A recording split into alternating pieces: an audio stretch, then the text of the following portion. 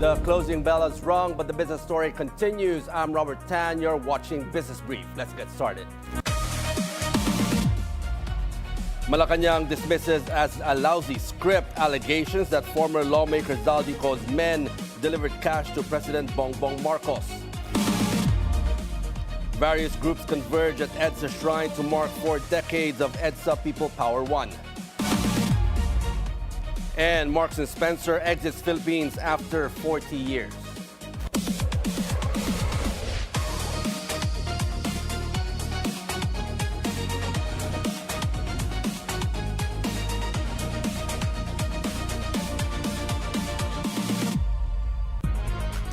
An economist says the Philippine government can absorb revenue losses if the travel tax will be abolished. On BNC's Business 360, University of the Philippines Diliman School of Economics Assistant Professor J.C. Punangbayan says the government can safely scrap the travel tax, citing its modest contribution to state coffers. We have to understand that the demand for air travel, for example, has an elastic demand curve, meaning, in layman's terms, that when you reduce the price of or the cost of traveling by air, you can see a tremendous increase or an even larger increase in the quantity demanded for it. So you may see larger revenues by lowering taxes or costs there. But at the same time, you can choose to increase the taxes for goods that have inelastic demand, or the demand does not really respond so much to price changes, such as sin products. So there's a recalibration, I think, that needs to happen here. I think confidently the Philippine government can let go of the travel tax to the extent that it earns so little, actually. And if we just plug many of the holes in the tax system, then maybe we can more than compensate for it. The proposed abolition clears the House Committee on Tourism, while Committee on Appropriations Chair Micaela Swansing gave the assurance that funding for affected agencies will continue. Malicious, false, and baseless. That's how Manila Representative Bienvenido Abante describes allegations he received suitcases of cash from those claiming to be the security detail of former lawmaker Zaldy Co. Abante is among the more than 24 lawmakers named by individuals presented by lawyer Levi Baligod on Tuesday. Abante suspects he is being targeted because of his efforts to seek justice for victims of extrajudicial killings. But the lawmaker asserts he will not be deterred by fabricated allegations. Malacañang dismisses as a lousy script allegations that former security aides linked to ex-lawmaker Zaldy Co reportedly delivered billions in cash to President Bongbong Marcos. Palace Press Officer Undersecretary Claire Cassius says the claims made by 18 men presented by lawyer Levi Baligod are false and part of a smear campaign. The group allegedly acted as bagman, delivering 805 billion pesos to Marcos, former House Speaker Martin Romualdez, and resigned Ako Bicol Party List Representative Zaldy Co. Cassius says it is up to the National Bureau of Investigation, Philippine National Police, and Department of Justice to investigate and file cases if warranted. The group also claimed part of the funds were meant for the International Criminal Court, an allegation denied by former Senator Antonio Trillanes. Senator Amy Marcos is seeking a Senate probe into alleged cash deliveries by a group reportedly linked to resigned Ako Bicol Party List Representative Zaldy Co. The presidential sister says the inquiry aims to establish the truth following claims made by 18 former security aides of the fugitive former lawmaker. The group alleges they acted as bagmen, delivering as much as 805 billion pesos in cash to President Ferdinand Marcos Jr., former House Speaker Martin Romualdez, and Co. They also claim that cash was delivered to former Senator Antonio Trillanes in connection with the International Criminal Court's investigation into former President Rodrigo Duterte. Hindi maaring trial by publicity ang mangyari. Hindi maaring ang institusyon ng Senado at pati na rin ang Kongreso at ang dangal ng bawat halal ng bayan, Senado man o Kongresista, ay mayurakan ng walang kalaban-laban. Batid ko na nagpahayag kayo na nais ninyong tayuan ang mga pahayag ninyo under oath. Yan din ang aking inaasahan at susubaybayan. The Philippine Navy confirms 4 men claiming to be former Marines and aides of former Congressman Zaldy Co are not official members of the Philippine Marine Corps or any unit of the Philippine Navy. This was revealed by Navy spokesperson Captain Marisa Martinez after verification. She added that most of the 18 individuals were dishonorably discharged, while only a few were in good standing. The men, represented by Attorney Levi Baligod, appeared at a press conference on Tuesday to back Orly Gutez's claim that money was delivered to several politicians. Martinez urged the public to be cautious about the credibility of these allegations. The government service insurance system is working towards closer industry coordination to safeguard financial stability. GSIS manager Wick Veloso joined the annual Advisory Council meeting of the Bankers Association of the Philippines, or BAP. The meeting brought together past BAP presidents and current BAP chief TG Limcauco to discuss key initiatives and strategic priorities for the year. BAP officers discussed ongoing programs with former leaders, offering recommendations to guide the association's direction. Veloso stressed that strong coordination among financial institutions is crucial to maintain stability and boost public confidence. He added that continuity and collaboration among industry leaders help reinforce long-term economic growth. Veloso's participation underscores the stronger alignment between the banking sector and key public financial institutions in protecting the stability of the broader financial system. Anti-corruption group files an ethics complaint against Senator Bato de la Rosa over his more than 3-month absence from the Senate. Civil society group Wag Kang Kukurap submits the complaint to the Senate Committee on Ethics and Privileges, accusing De La Rosa of dereliction of duty and possible misuse of public funds, saying his absence disrupts the Senate's lawmaking process. De La Rosa has largely been absent from the public duties since November last year, amid reports of a possible ICC warrant. The group clarifies that its complaint focuses solely on ethical and institutional accountability within the Senate. Wakang Kokorap urges the Senate to conduct a formal inquiry, determine whether rules were violated, and impose appropriate sanctions if warranted. A consolidated medical cannabis bill hurdles the House committees on dangerous drugs and on health. The proposal would allow qualified patients access to medical cannabis, expand research into its therapeutic benefits, and set up a regulatory framework covering authorized use, distribution, and penalties for violations. Bukidnon 2nd District Representative Jonathan Keith Flores, also chair of the House Committee on Dangerous Drugs, emphasized the bill is strictly for medical purposes and does not legalize recreational use. The Philippine Drug Enforcement Agency expresses support for the proposal, but calls for strict safeguards, including a prescription monitoring system and the creation of a medical cannabis research and development fund. Meanwhile, the Department of Health says it recognizes legislative efforts to distinguish medical cannabis from recreational marijuana. However, it maintains it does not support the cultivation of cannabis plants or the manufacture of cannabis products. Today, February 25, marks the 40th commemoration of the EDSA People Power Anniversary. We have Just Ignacio on the line to give us the updates on the ground. Just go ahead. Robert, tensions flared between several militant groups and the police after the police reportedly disallowed the groups from forming their ranks along the southbound lane of EDSA. These groups are also conducting their own program for the 40th anniversary of the People Power Revolution today. According to one group, they were merely standing their ground regarding their formation, but tensions rose after the police refused to permit it.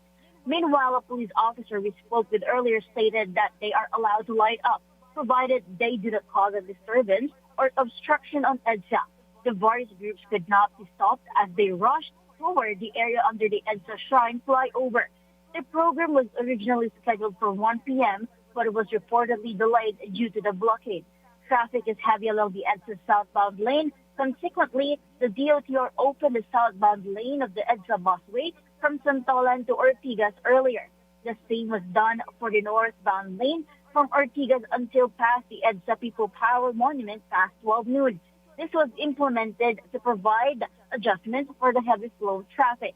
At this hour, the programs of the various groups will continue here under the EDSA Shrine flyover until 4 p.m. this afternoon. Samantala, Robert, let me also just add that after the program here sa ilalim ng flyover EDSA Shrine started, dakong alas 2, bigla na namang uminit yung tensyon sa pagitan ng dalawang panig kung saan nagkatulakan at may isang pulis tayong nasaksihan mismo na pumutok yung kanyang noo.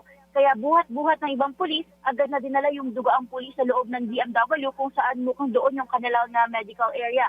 Sa ngayon, Robert, these groups were asked to move sa going northbound ng EDSA sa gilid ng isang mall dito para makadaan yung mga sasakyan na galing sa Green Hills at nagpapatuloy yung kanilang programa. Robert? Thank you for that report, Just Ignacio. Cyber-enabled fraud is now a major global money laundering threat with losses worth tens of billions of dollars. That's according to the Financial Action Task Force, who reported that 90% of countries recognize fraud as a top money laundering risk. It added that cases have surged in Singapore and the United Kingdom. The FATF warned that criminals use online platforms, virtual assets, and emerging technologies like AI and deepfakes to move funds quickly. To combat the threat, FATF said countries are strengthening payment transparency, information sharing, rapid fund freezing mechanisms, and virtual asset provider standards. Several groups led by Contra Daya is asking the Bureau of Internal Revenue to investigate Senator Rodante Marcoleta for possible tax fraud. This is in connection with Marcoleta's admission in a public interview that he received campaign donations in the last elections but failed to declare any amount. Marcoleta explained that the non-disclosure was intentional to avoid revealing the identities of his donors. The complainants say the admission raises serious concerns under election law and ethical standards and gives rise to substantial tax implications that fall within the jurisdiction of the BIR. The Philippine government is staying calm, and U.S. President Donald Trump's threat to impose a 15% global trade tariff, even as a recent U.S. Supreme Court ruling questioned the constitutionality of the tariff policy. With no final decision yet on the proposed tariff, Trade Secretary Cristina Roque says the Philippines is not panicking and is not rushing into negotiations in Washington. Instead, the government is prioritizing regional engagement, particularly as the country prepares for its upcoming ASEAN chairmanship. Despite the court ruling, several Philippine exports remain exempt from tariffs, including select agricultural products, semiconductors, and electronics, sectors considered critical to the U.S. technology supply chain. We'll take a short break. This is Business Brief.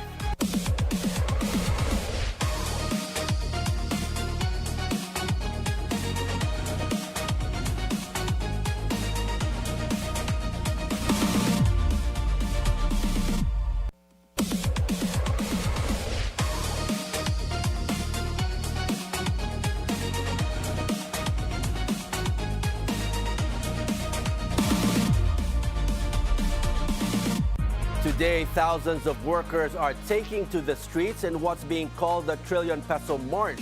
They say this is not just a protest, it's a warning. With rising food prices, transport costs, housing expenses, and growing uncertainty in the global economy, many Filipino workers feel they are working harder but falling further behind. From mounting tax burdens to global trade tensions affecting jobs and wages, the bigger question is this: is the economy still working for the everyday Filipino? What is truly happening on the ground? What are the workers demanding? And what happens if those demands are ignored? We take a closer look, and our guest today is Joshua Mata, one of the country's most outspoken labor leaders, advocating for wage increases, job security, and structural economic reforms as workers march and call attention to what they describe as a trillion peso burden on ordinary Filipinos. We ask, what do workers really want, and what does this moment mean for business, government, and the broader economy? Now, Good afternoon, Joshua. Welcome to the show. Thanks for joining us. Oh, thanks, Robert, for inviting me. You came all the way from Yes, EDSA I was in a mobilization this morning where we started today's actions. Now, Joshua, you've been on the ground today. Now, what are workers really telling you? What's the dominant sentiment? I think the key word is frustration at the minimum, anger at the maximum. People are so frustrated by the fact that, as you have said, they've been working, they feel that they've been working harder and harder, and yet it seems that they're earning less and less. That's because prices are rising and it's uncontrollable. Even if the government continues to say that they have tamed inflation, it doesn't mean actual prices have gone down. No? So it just slows down. Sometimes there's a disconnect of what the data shows and how the workers are feeling on the ground. And to think that they're suffering this for many, many years. I mean, we're now celebrating the 40th anniversary of the People's Power Revolution. Now, it's the 40th anniversary, and now today, why call this the Trillion Peso March? What does it mean? Well, because this is the third part of a series of actions that the Trillion Peso March Coalition have started last year in order to put pressure on Malacañang and our legislators to do something about the whole corruption. We know that we have a corrupt society, but the scale of the flood control corruption, and now we're hearing other types of corruption as well, is so staggering that it angered people. And the thing is that it cannot be ignored, right? And the thing is, apparently, the government, our legislators, even Malacañang, seems to feel that they can just manage our anger, let them have their peace, and then later on they'll come down and then they'll stay quiet. Well, that's the reason why we have to have a third part of this rally, and it's on the occasion of the 40th anniversary of People Power. Talking about the everyday worker, your conversations with them on the ground now, can a minimum wage earner in Metro Manila today realistically live with dignity on today's pay that they get? Of course not. 695 pesos per day. I mean, even if you live by yourself, 695 pesos per day will not get you so far. Especially if you live outside of the, far from where you work. And most people live far from where they work simply because they cannot afford to live right, closer to the city. Having said that, what if you have a family? Think about the average Filipino family. They have at least there are at least five in a family, 695. That's not going to cut it. And that's the key problem that we have been saying. There is a need to pump prime the economy. And the best way to pump prime the economy is not just to dump public funds to investors, to companies, but to give the opportunity for workers to actually vote in the economy. And that should help trigger more economic activities, which would then redound to pump priming in effect. Looking at the wages that you've mentioned, that's a gross wage. Now, after taxes, mandatory contributions, rent, food, and transport, now, how much is actually left in the worker's pocket? Almost nothing. And that's the reason why many workers don't even have the chance to say they have some savings. Because it's all spent on day-to-day consumption. And that's precisely the problem. And so, meron ang kasabihan, di ba? Bawal magkasakit. So whenever a worker gets ill, that's really it means that they would go into debt, and paying off that debt would mean that they would have bigger and bigger problems later on. So it's not enough. 695 is not enough. But here's the thing. 695 is the highest minimum wage that you can find in the country, and that's in Metro Manila. In many places, it's in all other places, it's much, much lower. And here's the worst part. The highest cost of living is found in BARM, and that's where you find the lowest minimum wage. So that's really contradictory to this whole notion of minimum wage system that we have, which had led only to one thing, and that's poverty wages for workers. Now, you've mentioned now it's really not enough what they get after taxes. Now, after the income is taxed now, and then they pay VAT on almost everything that they buy, they consume. Is the current tax structure that we have here in the country fair to the labor market? Oh, absolutely not. The fact that 85% of the country's tax collections are actually coming from indirect taxes like VAT, it tells us that it's a regressive tax system, which means people are not taxed based on their income. They're taxed based on their consumption, and that's a big problem, right? However, and then on the other hand, you find that people who actually earn money, a lot of money, like professionals, they're not necessarily taxed properly because they can get away with, having their own accountants or own lawyers who can dodge all these tax payments. We just heard Marcoleta now being asked whether he actually is paying proper taxes to all those money that he has collected. So that's a problem. And what we need essentially is to make sure that incomes are taxed properly.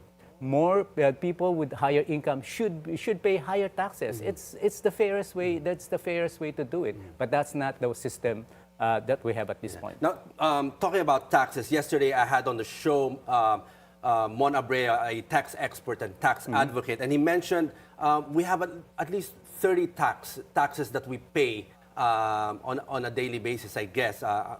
Correct me if I'm wrong, but if you had to identify one tax that burdens the workers today, what is it? I think the biggest is VAT. Again, simply because it's so regressive. A rich person and a poor person, they buy the same product, and yet the rich person pays the same amount of taxes that a poor person pays. No, so it's not fair. There's a great imbalance in this kind of taxation. What is needed is for us to start shifting towards making sure that income taxes are collected, particularly corporate taxes, and that's the problem. Because all countries in the world are trying to lower the corporate taxes in order to attract more investors. But is that really happening? Well, not in the Philippines. As you know, we don't have much investors coming into the country. Now, there are conversations about abolishing travel tax, lowering VAT, lowering the taxes on the 13-month pay or the salaries. Is that a welcome conversation with the labor group? Yes, definitely. I mean, and do you see movement in that? Well, I think they're pretty serious about removing the travel taxes, and I think that's something that they should really do, because it would induce more people to be able to make use of, to travel, if they need to, and it also would help our migrant workers, obviously. But the other tax measures, including, for example, lowering taxes for 13-month pay, that's great, no? But the thing is, these are minimal tax reforms. What we really need is a substantial... But for those who are getting the minimum wages... They're not being taxed. The minimum wage earners are supposed to have zero. We've won that. Now, workers have won that struggle maybe 2 decades ago. So they don't pay income taxes if you're just paying minimum wages. The problem is, the most part of the taxes that are being collected from them is whatever they consume. It's the VAT.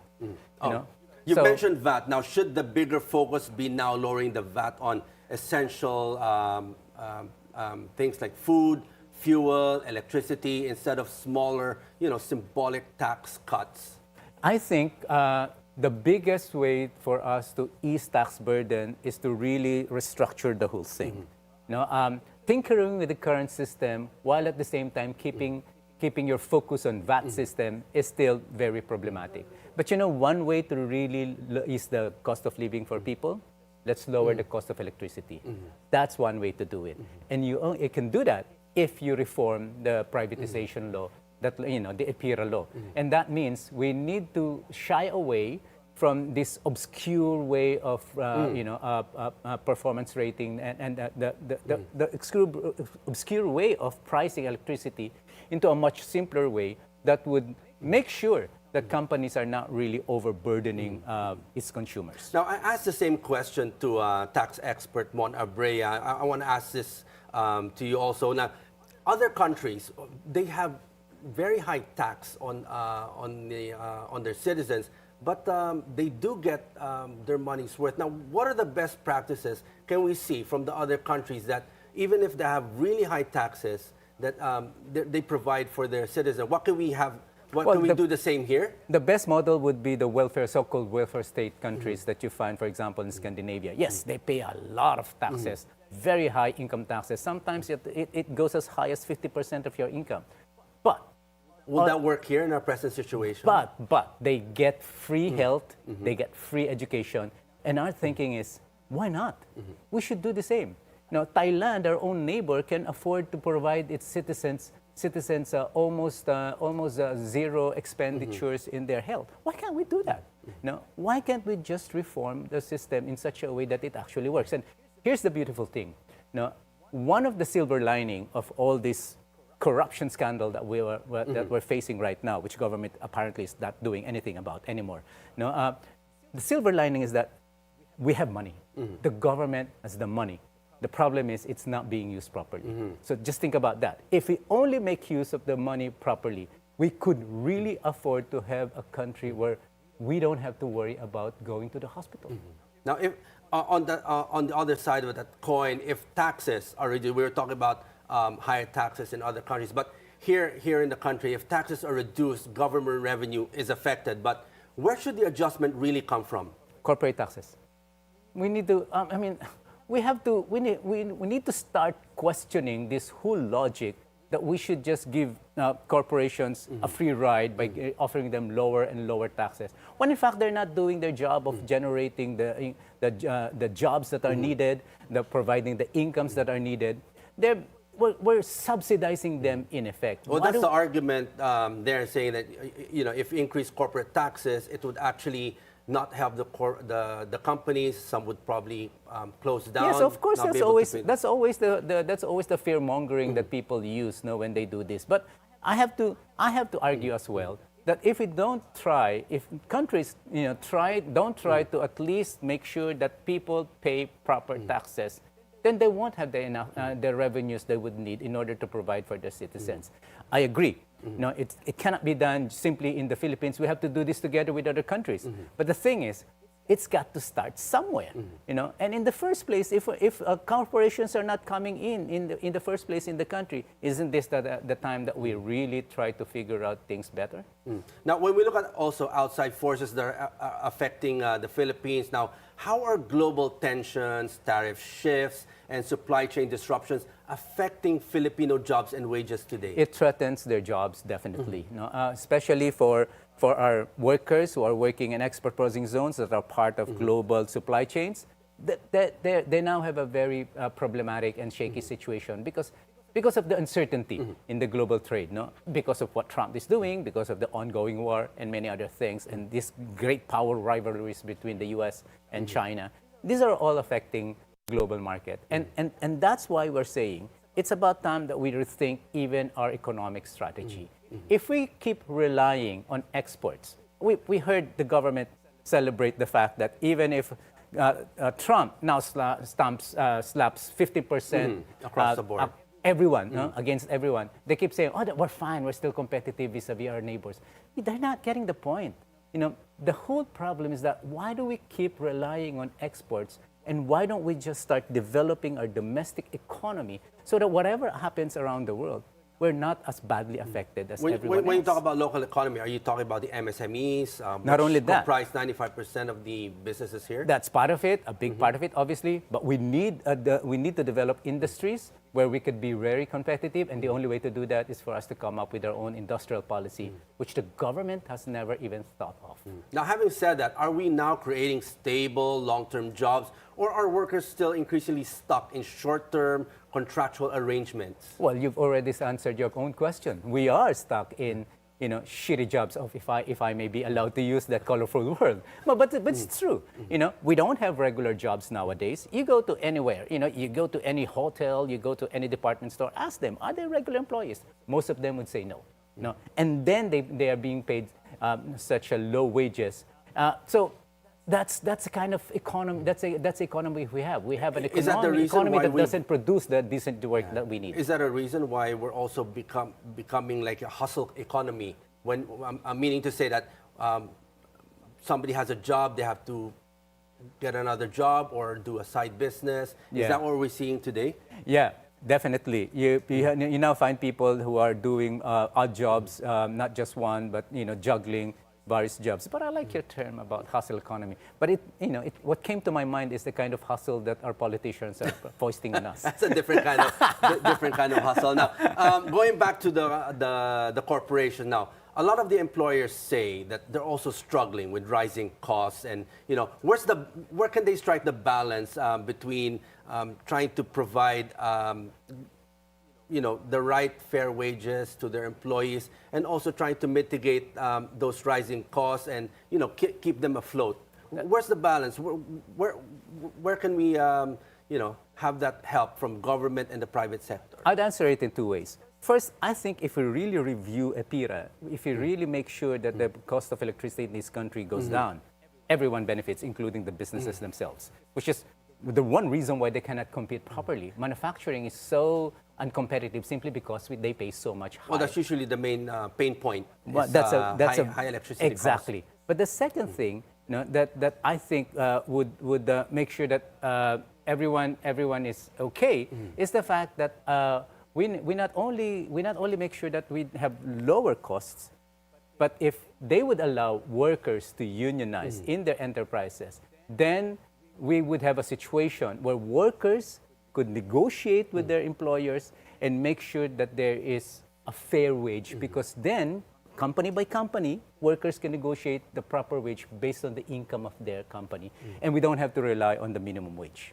Is that happening, or no? It still needs. Unfortunately, not. And in fact, the density of union in the country is actually going down simply because the Congress has not been looking at contractualization. They have stopped looking at this. There's even no debate about contractualization in our legislation, and that's one of the biggest sources of this decline. Because if you're a contractual, even if you have a constitutional right to organize, collectively bargain, and to strike, you can't access that. You're not included.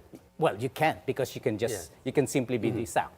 The second point is that even if you're brave enough to stand up and say, I'm supposed to be regular, I should build a union, then you have another problem, and that's the existence of the NTF-LCAC.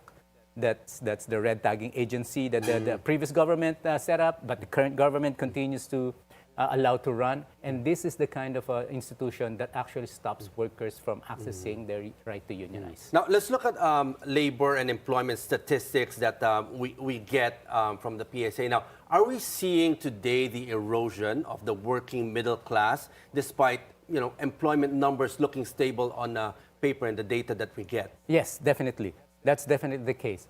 Because the middle class that this economy has produced is what we call unstable middle class or fragile middle class.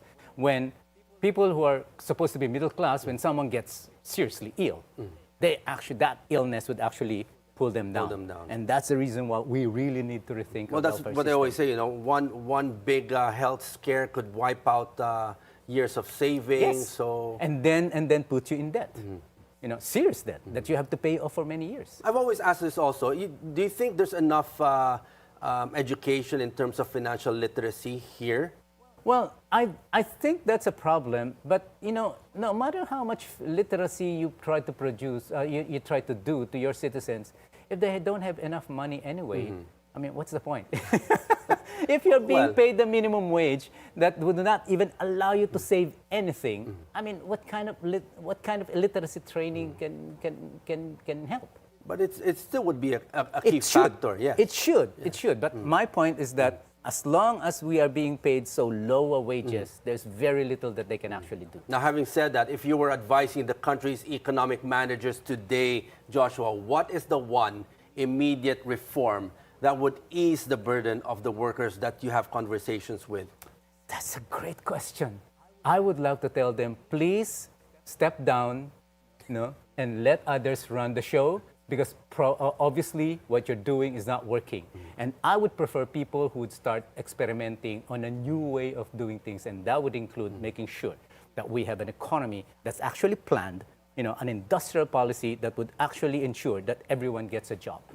Now, finally, Joshua, 5 years from now, if wage growth and tax reform do not significantly improve, what does this mean for the future of the Filipino workforce? It means that the country would workers would probably be so frustrated because they would start seeing that workers like from Laos and other poorer parts of the ASEAN region would surpass them. That's scary. Okay, on that note, Joshua, thank you very much for joining us today, for sharing your insights. Thank you. Thank you, Robert, for inviting me. Okay, we're going to take a quick break. This is Business Brief.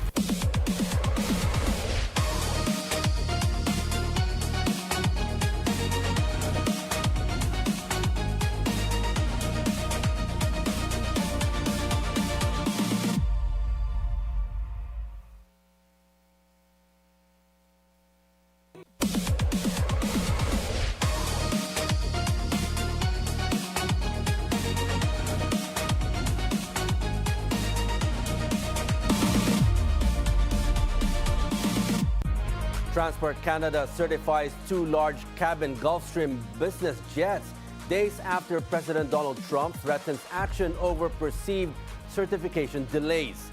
The approval covers the flagship G700 and G800 following earlier certification of the shorter-range G500 and G600 planes. Trump had threatened 50% import tariffs on Canadian aircraft and to decertify Bombardier planes, sparking concerns about politics influencing aviation safety. Canadian officials said the regulatory approval was part of the normal process, and Gulfstream said it was working closely with Transport Canada and the FAA to ensure progress. Asian shares mostly rise, with Japan's benchmark hitting a record high as investors are cheered by an overnight rally on S&P 500 and other Wall Street indexes amid optimism over the artificial intelligence boom. Only Straits Times is in the red, with Nikkei 225 rising the most at over 2%. In currency trading, the US dollar depreciates against Asian currencies.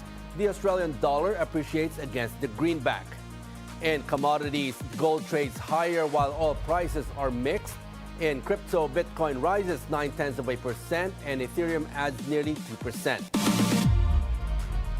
L'Oreal, Dyson, and Bosch Plus loan sue for refunds of tariffs imposed under President Donald Trump's emergency trade measures.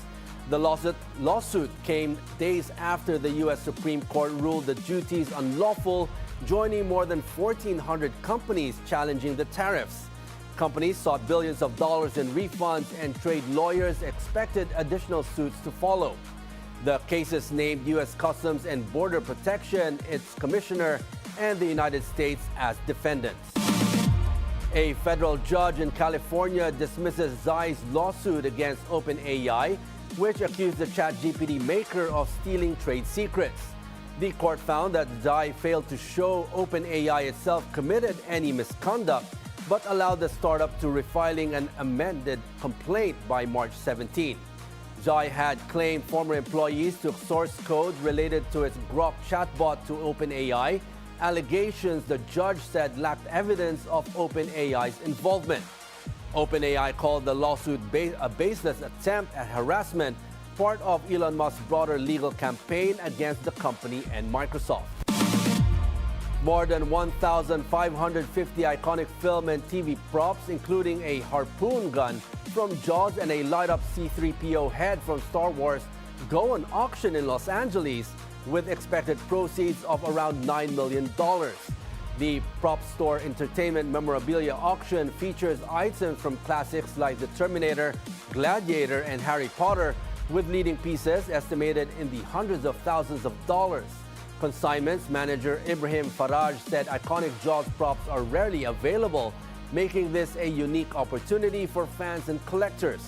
The auction will run from March 25 to 27 and includes handcrafted pieces like the Marauder's map from the Harry Potter series, noted for its intricate design and multiple flaps. We've got many iconic pieces from film and TV history, and we have some amazing things from sci-fi, fantasy. Some of the standout pieces we have include pieces from Jaws, which had an anniversary just last year, and we have some. We have the fishing rod, and we've got the harpoon gun from there, and we've got one of the original clapper boards. And pieces from Jaws never really come up, so this is a really great opportunity for fans and collectors to get their hands on something. Philippine shares end in the positive territory. The PSCI closes over 1% higher to 66.19. Majority of the sectoral indices are in the green, with services rising the most at over 4%. Advancers outpace decliners 116 to 91, with value turnover at 9.89 billion pesos. The day's most active stocks are mixed, with ICTSI rising the most at nearly 6%.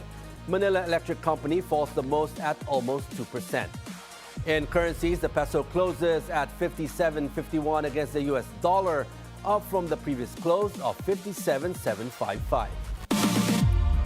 SSI Group is stopping the operations of British fashion brand Marks & Spencer in the Philippines. All Marks & Spencer stores will close after May 2, the final day of full operations. SSI says its subsidiary Store Specialists Incorporated will wind down the business after nearly 4 decades of bringing the brand to Filipino consumers. The company said shifting shopping habits are prompting it to realign resources toward brands that match current and future market demand.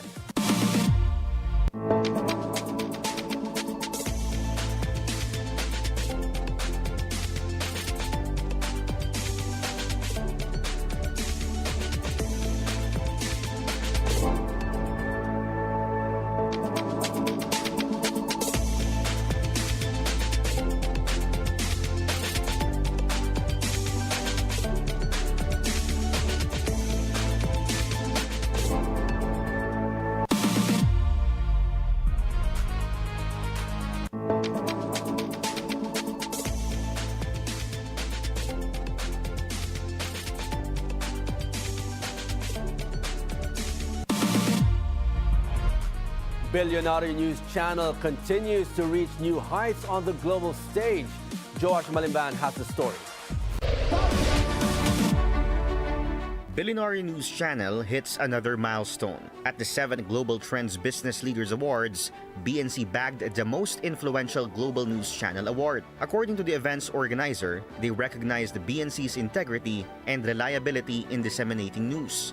Kaya po siya napili. Unang-una, may nag-nominate po sa inyo. Yun po yung unang-una. Kasi pag hindi po sa amin na-nominate, hindi po namin mari-review. So talaga po sa ngayon, ang nangunguna sa pagbabalita sa online natin ay ang Bilyonaryo Channel. BNC anchor Corina Sanchez Rojas also received the Outstanding Impact in Broadcast Media Award. Marisol Academy of Abante Radio bagged the Remarkable Online Showbiz Talk Show Award. We hope to strive to provide the kind of journalism that the people need as we strive with our motto, the brave, the bold, and beyond. Thank you very much for this award. As BNC reaches another milestone this year, the network continues to disseminate information. Joash Malimban, Bilyonaryo News Channel.